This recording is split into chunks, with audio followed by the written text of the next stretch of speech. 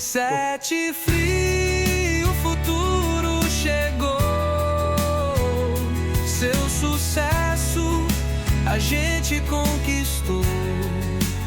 Caminhando juntos, pode crer. Sete Free é vencer. Bem-vindos a mais um Sete Free News. Hoje eu tô aqui com o Stefan, o nosso CEO da Sete Free. Sim. Nosso dono da Sete Free. Não, porcaria nenhuma. Tem que pagar a conta. Stefan, eu queria saber de você, como que você chegou a ser o CEO da Sete Free? Acho que ainda não cheguei, né?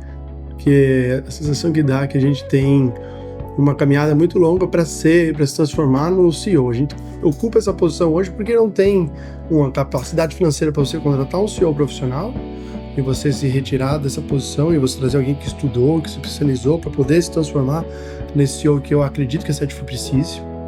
Então a empresa não tem esse tamanho, ainda não comporta esse tamanho, e ao mesmo tempo também não acredito que eu cheguei no meu patamar de evolução máxima em que eu me sinta pronto para me intitular o CEO da Sete Free. Quando eu entrei aqui na empresa, quando eu abri a empresa como vendedor. Eu abri a empresa sendo o vendedor, mas eu passei 9 meses construindo uma empresa sem poder vender nada porque a Anvisa não permite. Então aí não tem nenhuma possibilidade de a gente ser vendedor e aplicar aquilo que a gente é. Mas a gente tem que aprender diversas outras skill sets que a gente não tinha antes. Por exemplo, a administração financeira, né? Pegar pouco recurso e transformar ele num recurso longínquo. Outra coisa é você entender as regras da legislação vigente para você poder saber como que você vai aplicar elas todos os seus dias.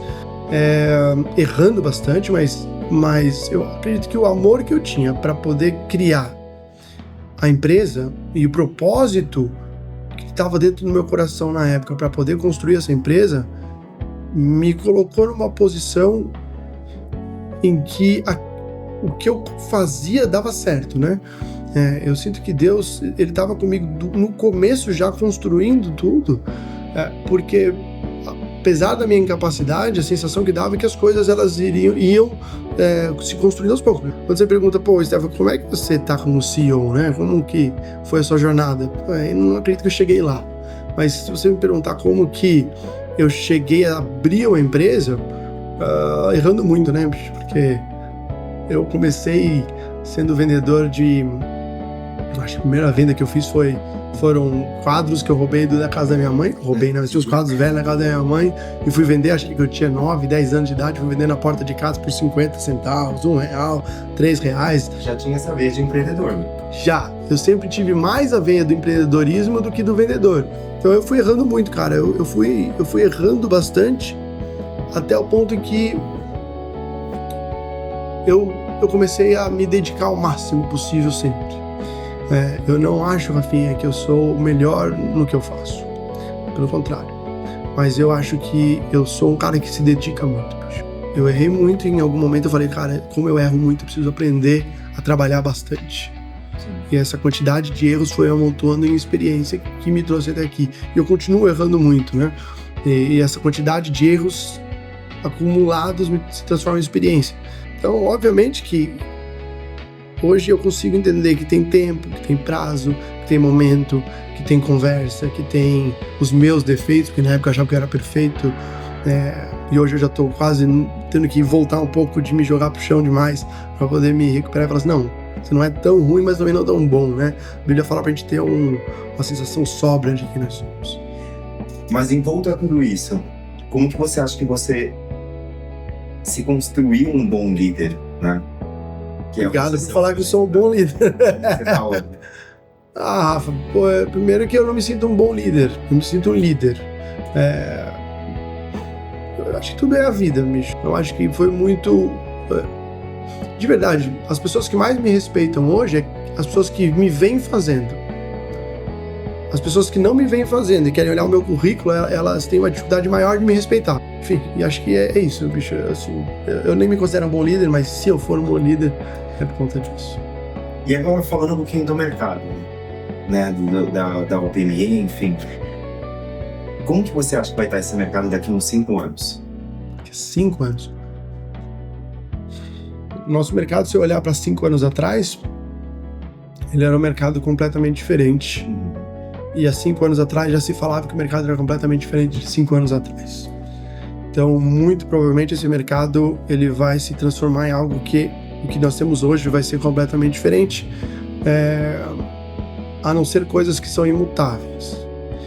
Eu acredito que autorizações para procedimentos serão imutáveis. Então, nós vamos estar brigando e conversando sobre como e de qual forma melhor nós vamos ter que autorizar aquele procedimento e de quais produtos são os melhores para aquela cirurgia.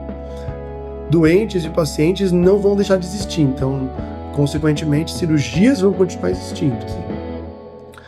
Os médicos ainda serão, por mais que nós vamos ter a entrada da AI, provavelmente daqui a 5 anos, as análises que nós hoje colocamos auditores para poder fazer análise de materiais cirúrgicos, muito provavelmente no futuro nós vamos ter AIs trabalhando para poder entender quais são os materiais cirúrgicos que de fato têm necessidade para aquele tipo de patologia e quais não têm, quais materiais cirúrgicos representam um custo adicional para a cirurgia que para aquele histórico de paciente não precisaria ter.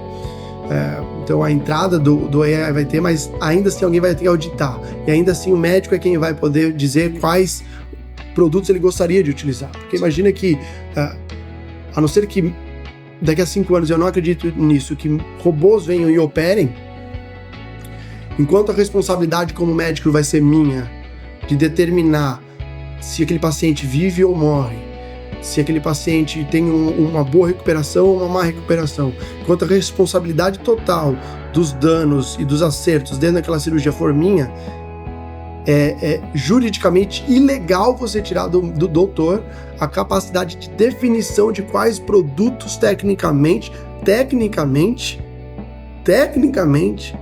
determinam o outcome, o resultado daquela cirurgia. Obviamente que nós vamos continuar olhando para um mercado que... O mercado capitalista, ele tem... custo é que nem unha, a gente sempre corta. Okay? Então não vai mudar. Então os custos vão continuar diminuindo. Então a habilidade que a SetFree vai ter em buscar produtos mais baratos e se acomodar nesse novo tipo de mercado com tecnologia mais alta, porque imagina que eu quero que o meu médico tenha o melhor produto, que essa é uma das missões da SetFree, diminuir o gap tecnológico, nós estamos lá fora para cá. Então eu não posso ofender a missão da minha própria empresa. Então, quais são os produtos que realmente resolvem o gap tecnológico que o Brasil tem e que o cirurgião vai ter força o suficiente para fazer com que aquele produto chegue dentro da sua cirurgia. Então, muito provavelmente aquele produto não vai mais passar daqui a 5 anos por um subdistribuidor. Isso pode ser difícil de ouvir, mas eu acredito cada vez mais que daqui a 5 ou 10 anos esse subdistribuidor ele vai ser uma unidade de estoque, um desenvolvedor logístico, em que ele vai reter o material e vai fazer o serviço de entrega desses materiais, entrega dos equipamentos, e ele provavelmente vai ser uma empresa que faz locação de equipamentos também. Então a SetFree precisa que seja enviado um drill, o hospital precisa que seja enviado um drill. Então essa empresa vai ter um relacionamento de contrato com o hospital para entregar para suas cirurgias. Amanhã eu tenho no meu mapa cirúrgico 10 cirurgias. Dessas 10 cirurgias eu acredito que eu vou precisar de 5 drills. A empresa X me fornece, por favor, 5 drills daquilo que nós temos, entrega antecipadamente. Vou precisar de não sei quantas caixas de apoio, certo? Por um outro lado, as empresas que têm a síntese, a empresa que tem os biomateriais, as empresas que têm os materiais de apoio, todas essas empresas vão entregar separadamente, respectivamente, para os seus hospitais, dentro dos operadores logísticos que já fazem as suas operações ali dentro. Então, imagino que o Mercado Livre... eu posso abrir uma loja dentro do Mercado Livre, certo? Então eu compro materiais da China, coloco dentro do estoque da Mercado Livre e o Mercado Livre faz a entrega. Eu não estou me preocupando com aquilo. Minha preocupação é com o meu fornecedor e com a entrega e com a regulamentação desse recebimento dessa mercadoria. A partir do momento que esse operador logístico recebe essa mercadoria, ele vai fazer a expedição, ele vai fazer o recebimento, ele vai fazer a etiquetagem, ele vai fazer o acompanhamento de rastreabilidade. Empresas como a SetFree vão ter o registro do produto e não vão ter a necessidade de ter a unidade de estoque ali dentro, o que vai diminuir uma pessoa na cadeia. Então, imagina que se eu quisesse antecipar esses 5 anos hoje, um pensamento que eu tenho, seria o meu fabricante tem relacionamento comigo, me entrega esse produto e eu consigo ensinar em alguns distribuidores ou subdistribuidores que eu tenho, como ele vai fazer para importar essa mercadoria. Então ele vai importar essa mercadoria diretamente e eu ganho royalties dentro dessa operação, sem ser dentro da operação de venda direta, porque ainda assim o subdistribuidor existe. Sim. E ainda assim a responsabilidade com o médico é dele. Então daqui a 5 anos, muito provavelmente a Set Free ou ela se mantém com royalties e parceiros, ou se funde, faz M&As com diversos subdistribuidores no Brasil, para que eles continuem tendo relacionamento com seus médicos, e nós, como Set Free Central, façamos a importação, o processo de importação e distribuição local para as suas unidades de estoque, ou a Set Free vai ter que começar a ter relacionamento com os médicos, porque hoje nós não temos relacionamento médicos por uma série de questões. A Set Free ela não entende algumas nuances no mercado que muitas vezes é necessário, e portanto nós não temos relacionamento com médico nenhum. Se o mercado vir a mudar e o hospital e o convênio forem a fonte pagadora e aqueles que determinarão em última instância qual produto vai ser utilizado, eu vou precisar apresentar tecnicamente o produto. Então imagina que eu estou atendendo ao Albert Einstein, e o Albert Einstein fala o seguinte: cara, Stefan, esse produto está autorizado, só que eu preciso que você vá lá no Dr. X e apresente esse produto para ele, para que tecnicamente ele valide. Se tecnicamente o doutor validar esse produto autorizado, nós podemos começar a operar. Dessa forma, o meu relacionamento fica técnico. Dessa forma, o meu relacionamento com o médico fica sobre aquilo que eu gostaria. De tomar café, de conversar e de propor eventos, de propor workshops em desenvolvimento da nossa classe médica. Desenvolvimento da classe médica no sentido de cirurgia. A preocupação se o produto X, Y ou Z vai ser utilizado deve ser entre médico, convênio e hospital. Se o convênio e o hospital entenderem que o meu produto deve ser utilizado, eu vou apresentar para esse médico, o médico der o ok, eu vou entregar o melhor serviço possível e o melhor produto possível, porque essa é a função do Set Free. Não tem como esperar, por exemplo, da Set Free, se o Brasil se transformar num país em que qualidade não tá nem aí, a Set Free ela vai deixar de existir. Por quê? Porque o propósito central da Set Free é a qualidade. Então, eu não posso abrir mão do meu propósito, do meu legado, daquilo que eu acredito. Se eu acredito que máquinas com filme são um propósito da minha empresa, eu vou deixar a Kodak morrer. Mas por propósito. E eu vou morrer feliz. Se por outro lado, eu abrir mão para poder abraçar esse mercado e abrir mão do meu propósito, aquilo que eu acredito, Set Free já não é mais Set Free. A empresa ela passa por uma outra formatação. A gente vai ter que passar por uma manutenção de marca, vai ter que poder repensar a ideia. Então, toda essa situação mercadológica e econômica do Brasil hoje está tão volátil que é difícil de você prever o que vai acontecer no futuro. Mas se eu puder dar um chute, é isso: diminuição dos custos através de subdistribuidores que vão ser os centros logísticos, e, por sua vez, os hospitais e convênios conversando com seus médicos e definindo ali qual é o produto tecnicamente viável. Tá. E aí vem todo esse cenário. Como que a Set Free, estrategicamente, ela se prepara para se de fato isso acontecer? Mais ou menos acho que é o que eu já te disse aqui, Rafinha. Como a gente se prepara hoje?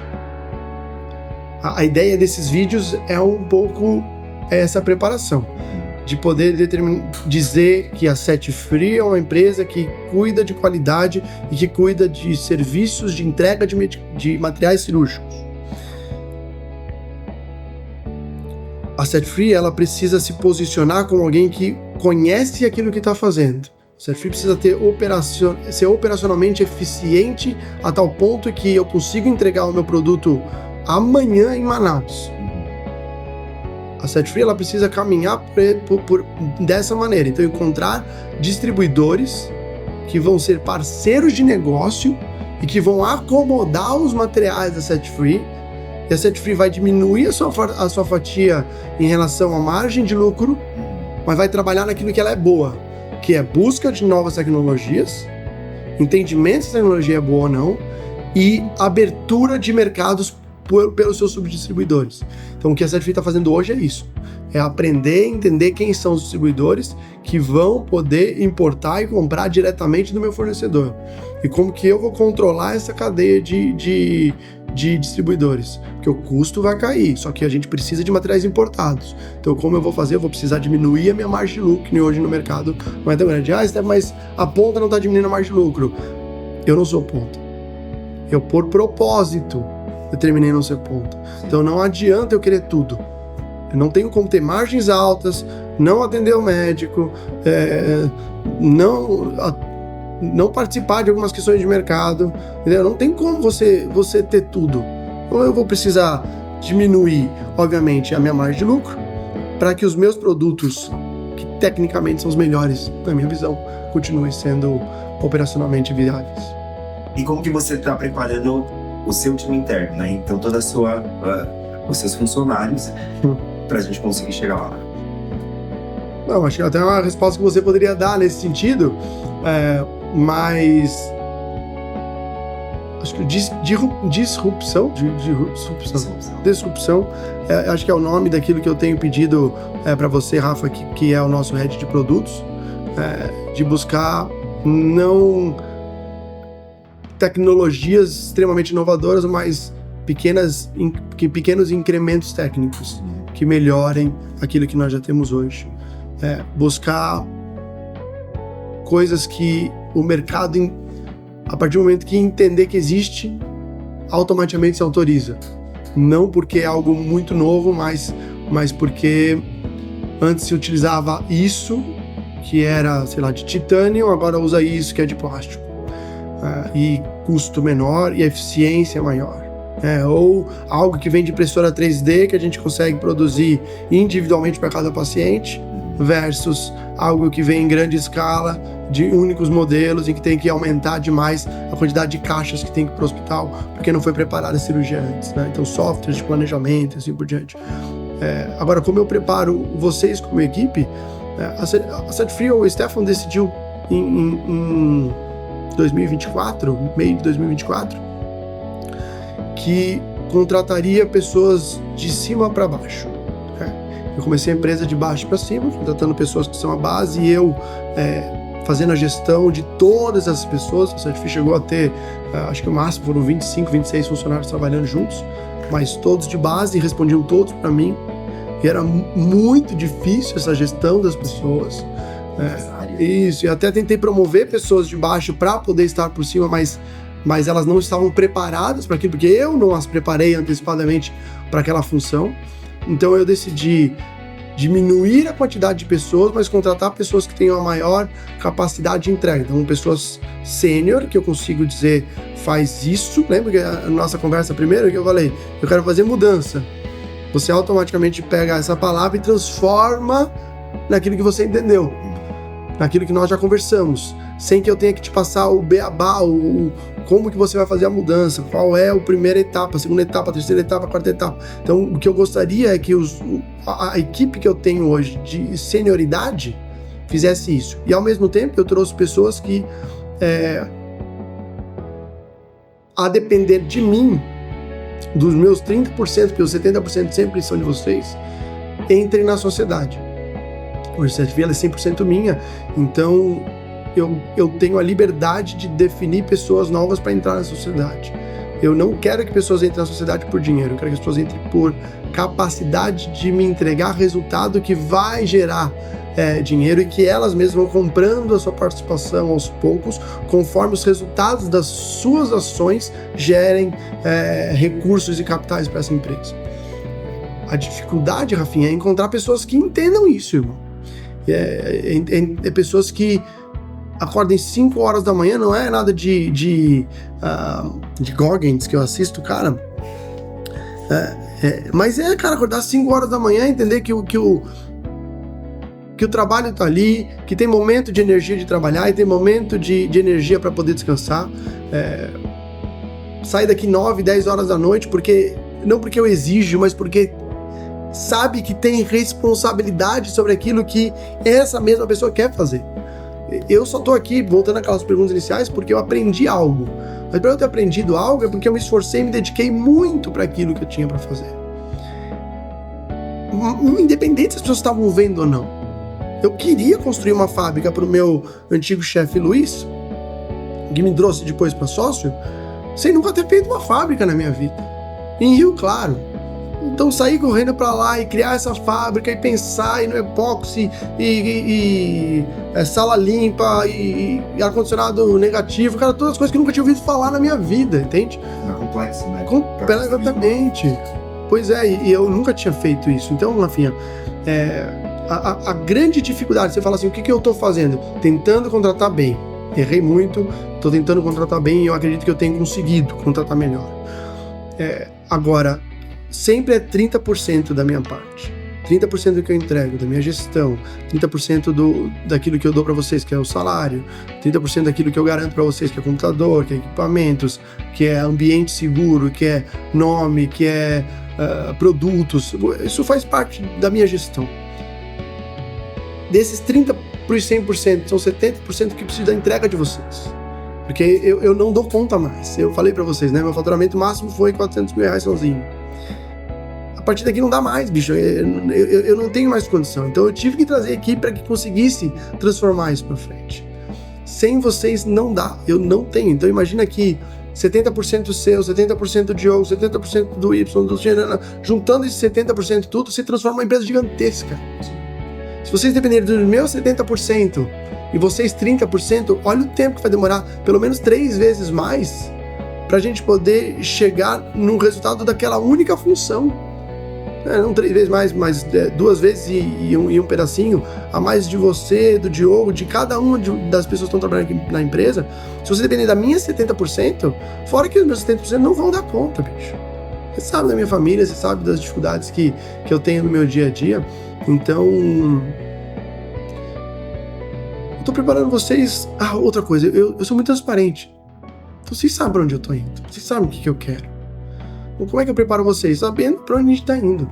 Se isso faz parte daquilo que vocês querem ou não, do caminho que vocês estão querendo traçar ou não, vocês, a gente entra, a gente sai. Mas vocês sabem pra onde eu tô querendo caminhar. Todo mundo que entra aqui tem a capacidade de levar minha empresa embora. Por quê? Porque eu sou transparente.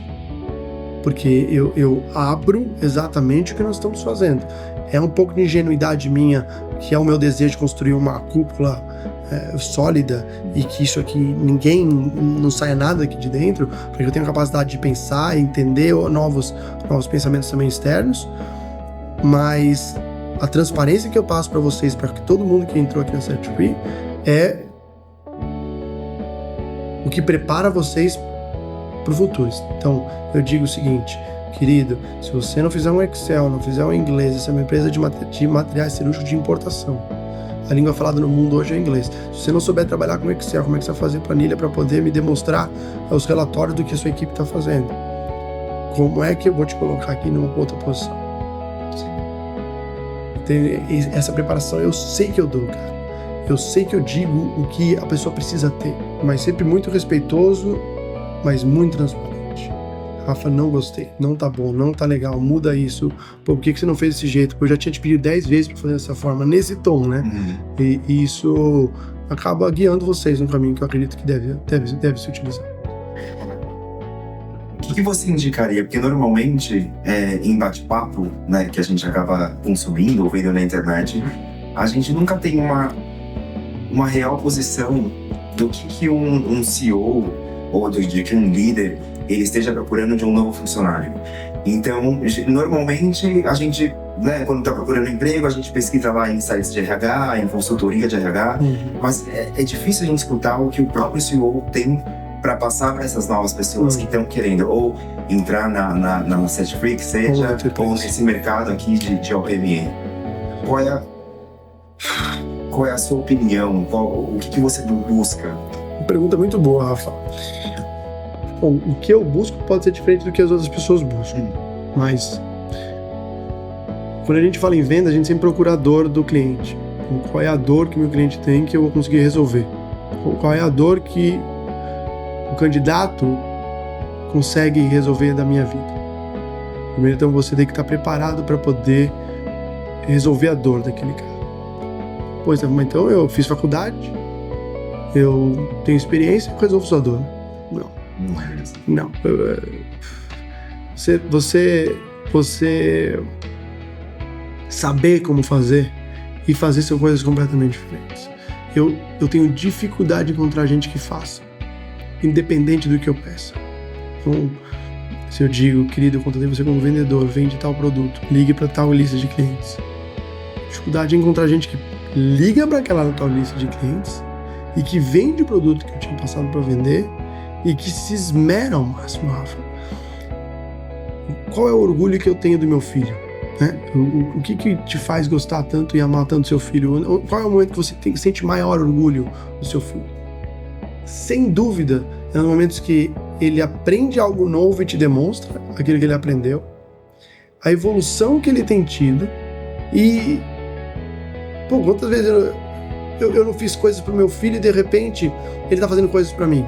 Meu filho, busca tal coisa pra mim, faz isso pro papai. E ele faz exatamente o que eu pedi. Aquilo dá um orgulho, dá um senso de accomplishment, de realização, né? Eu consegui... Dever cumprido, cara. Né? Então, eu tenho dificuldade de encontrar equipe que venha e me dê um orgulho no start, no princípio de dever cumprido. Encontrei a pessoa, né? Encontrei essa pessoa que veio e não é porque ela sabe tudo, mas ela tenta tudo. Ela se esforça tudo. Na nossa cultura, nós temos lá uma cultura bem definida, né? Então nós começamos com ética, não se negocia, uma rodinha, e depois nós viemos consciência cuidadosa, ou seja, eu estou te dando aquilo. Então tenha consciência de cuidado que aquilo que eu estou te entregando, você precisa fazer do maior esmero possível. Pergunte, pense antes de fazer qualquer coisa, entenda o que nós temos que fazer. Depois planeje como que você vai fazer.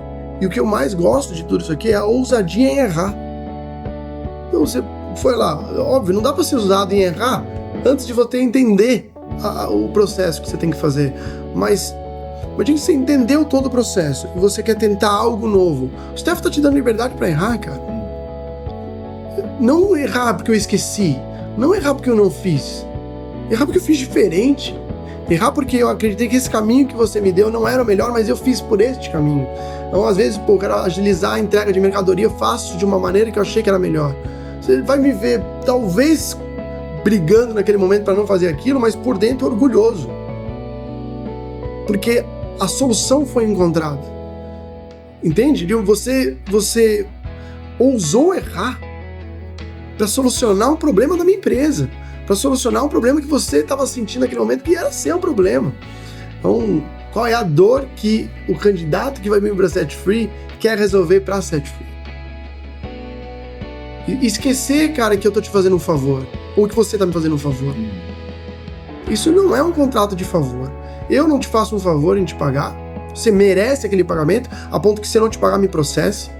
E justamente, e arranque todos os meus bens, porque você trabalhou, você não é escravo. Por um outro lado, você não está fazendo um favor para mim por trabalhar e fazer aquilo que eu estou te pedindo. É um contrato. Ninguém te obrigou a vir trabalhar. Sim. Falou, Rafael, anota aqui que você vai ter que fazer tudo isso aqui, pode assinar agora. Se você não assinar aqui, não existe. Stefan, eu vou fazer isso. Eu sou o melhor. A história triste ninguém conta, né? Porque vem aqui. Só a história feliz. Eu sou o melhor nisso, sou o melhor naquilo, eu faço isso, eu faço aquilo. Faça. E se não fizer, peça perdão, entenda. Humildade, poxa vida, como é difícil encontrar pessoas humildes, verdadeiras. O que o Stefan procura por verdadeira, meu Deus do céu. Stefan, me atrasei, acordei tarde, fiquei até tarde fazendo tal coisa. Sabe? Eu tô triste, eu não tô bem, eu não tô legal. Eu exijo algum tipo de atestado. Quando eu começo a exigir atestado é porque eu desconfio de que aquela pessoa não está tendo a melhor das suas intenções. E aquele já é o momento que eu estou me afastando e muito provavelmente no futuro eu vou fazer um layoff. Honestidade, trabalho duro e resolver minha dor. Pode ser resumido dessas 3 formas. E qual é a mensagem que você deixaria para todo mundo que acompanha o Set Free, para que tem um apreço, vamos dizer assim, né, pela Set Free. Essa vida passa, né? A gente não tem mais de 100 anos, mais do que 120 anos, né? Eu e você temos que 70 anos, talvez, de máximo de vida. Então, isso aqui é uma parte da nossa vida. A outra parte é minha família, minha esposa, os meus filhos. A outra parte é o meu Deus, a fé em que eu tenho. Para onde eu vou depois que isso aqui terminar? Questionamentos muito mais profundos. A mensagem que eu deixo para as pessoas: resolva primeiro pensamentos mais importantes.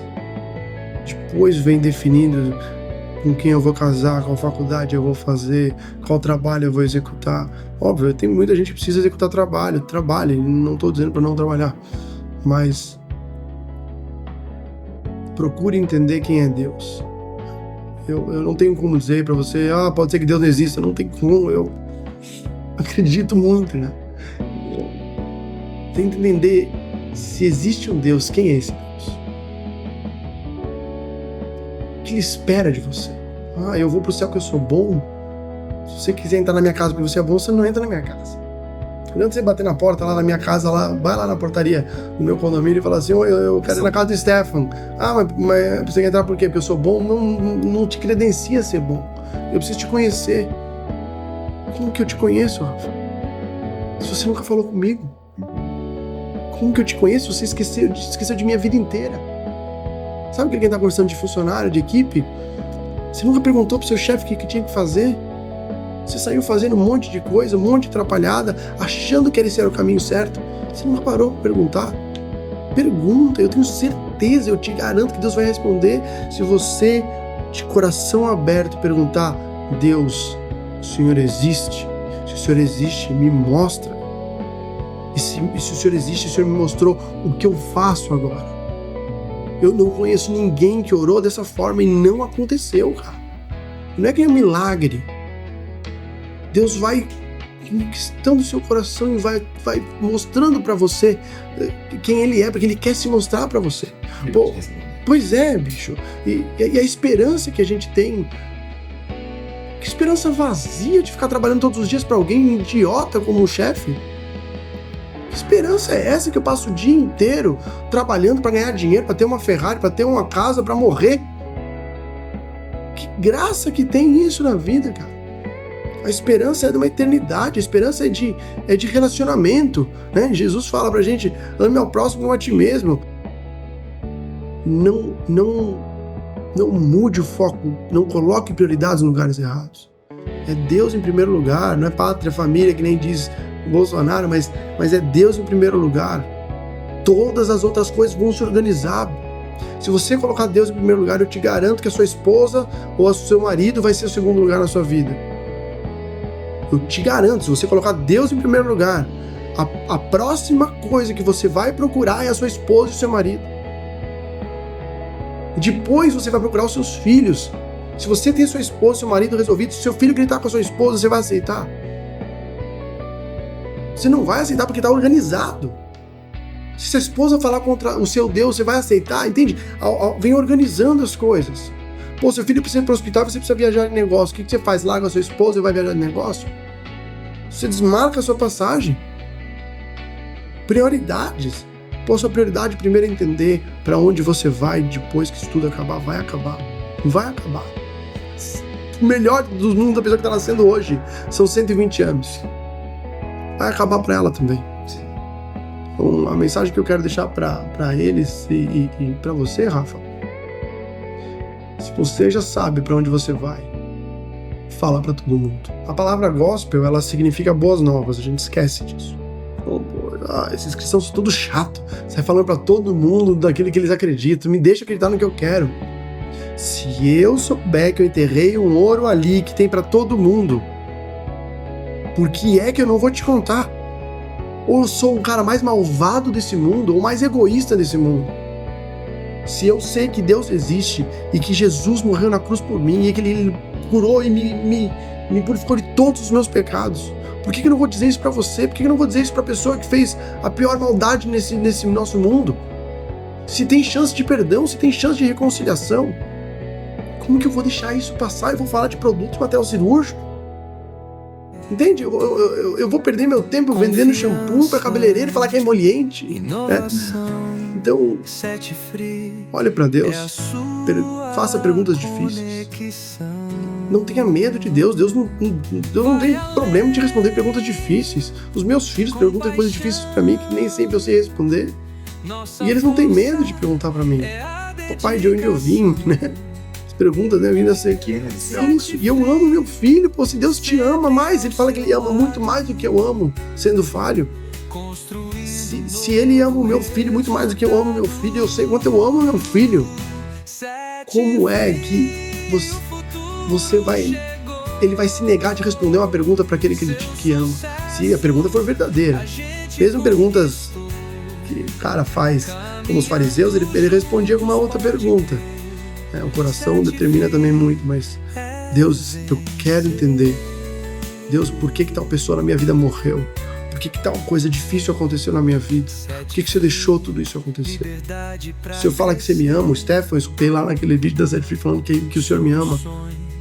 Como Ele pode me amar se tais coisas aconteceram na minha vida? E que não tem como o Senhor vir aqui agora falar que vai me reparar isso? Porque não tem como. Se o Senhor me ama, o que é que está acontecendo? E eu te garanto que Ele vai te responder. Eu garanto, é da natureza de um pai.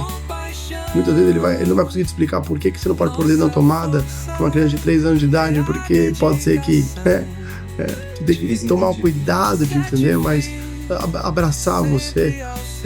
Tem um versículo que diz que a paz de Deus vai exceder todo o nosso entendimento. Se a gente buscar Ele, a paz dele entra e inunda o nosso coração ao ponto que a gente vai ficar tranquilo, sabe? Aquela pessoa que perdeu um parente, perdeu o marido, perdeu o filho, e você vê que a pessoa tá bem. Não é que ela tá feliz, ela tá bem. É uma paz que essa pessoa tem às vezes, e ela tá consolando as pessoas na volta dela, porque ela recebeu algo divino de Deus que não tem explicação. Então, é isso. Belíssimas palavras. Cara, queria te agradecer mais uma vez por não perder o seu tempo, né?